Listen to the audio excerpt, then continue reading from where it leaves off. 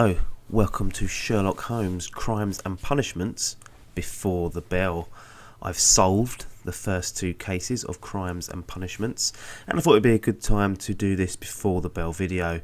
As usual, I'll be starting off with my cards on the table. So first off, I'm quite a big fan of the BBC TV series Sherlock and the more recent Sherlock films with Robert Downey Jr.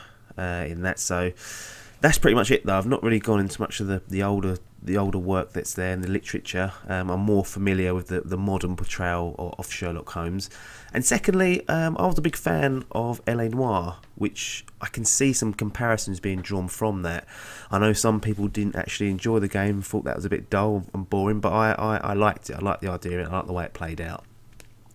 So, Crimes and Punishments. The way I describe it is that it's just a bit dull. The artwork and the look of the game is pretty average. The voice work is uninspiring, and the graphics aren't really up to scratch. And to top it off, the animations are pretty stiff. I'd be tempted to say that the gameplay is dull too, but I think that's unfair for me to actually, commit to that, because I know full well that I'm not going to be getting an action game here, and nor do I want one. But what I am getting just doesn't quite feel right at the moment. Over the course of your investigations, you'll visit numerous locations to track down witnesses, suspects, or evidence, and you access everything through Sherlock's notebook. You open it, you click a location, then you're sent to a loading screen, you wait, and it just doesn't sit well how segregated it is. Now, I know this isn't L.A. Noire, but obviously that was an open world, and it just felt good to be able to just drive somewhere back and forth between locations, whereas this is very, very separate. And when you do get to each location, you get there, you wander around, you click on clues, Sherlock will comment on them. Sometimes you'll have a puzzle to solve, which will range from something that an untrained chimp like myself could solve, to the ridiculously hard where you have little or no direction or idea of what you're supposed to do. And speaking of the direction throughout the game, in the lead up, collecting your evidence and speaking to witnesses and suspect, you can't actually make any mistakes. I ballsed up a dialogue option. It was actually my first conversation with someone. I ballsed it up and missed the boat and said the wrong thing, but I was simply just able to go back and try it again and choose another option. Now, it's not like L.A. Noire, where you could actually essentially shut off a whole line of inquiry if you got the wrong dialogue option or accused the wrong person. Sure, it wasn't fun dropping a bollock and doing that, but it feels a tad cheap in Crimes and Punishments, the fact that you can just keep trying options till you get the green light. One thing I do like, which wasn't present in L.A. Noire, is that you have at least, or so far in the first two cases I've done, you've got at least two suspects to charge with the actual crime. So I guess, in theory, you could get it wrong and charge the wrong person.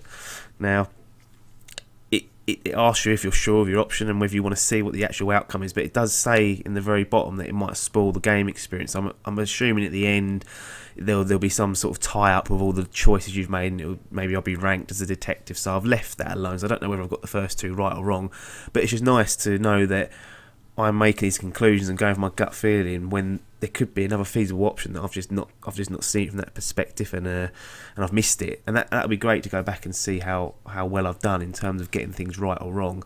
On top of that, you can actually decide whether you can give the person or the group of people a lenient punishment, or you can go sick at them and throw the book at them, and the poor bastards will be locked up and maybe even face a death trial. So you've got the option, the moral choice, as they say, to choose how you go about punishing these people.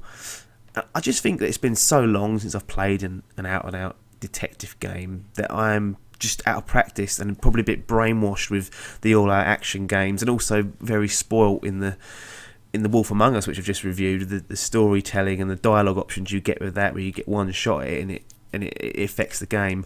I'm just getting the feeling this game will grow on me, and there's a decent game experience here for me to have, which is the whole point of me doing these videos, so you can see how my opinion changes and evolves. But for now, Sherlock Holmes Crimes and Punishments provisional grading is bronze.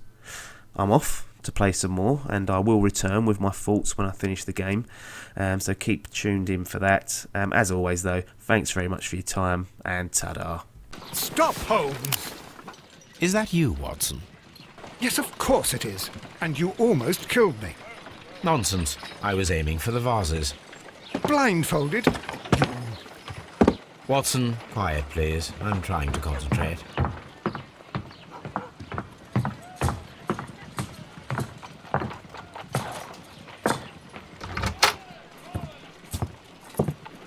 Ah, Lestrade. What is it this time? He can see me. Well, here it is, and it's a good one, Mr. Holmes. A gentleman by the name of Peter Carey, also known as Black Peter, has been murdered.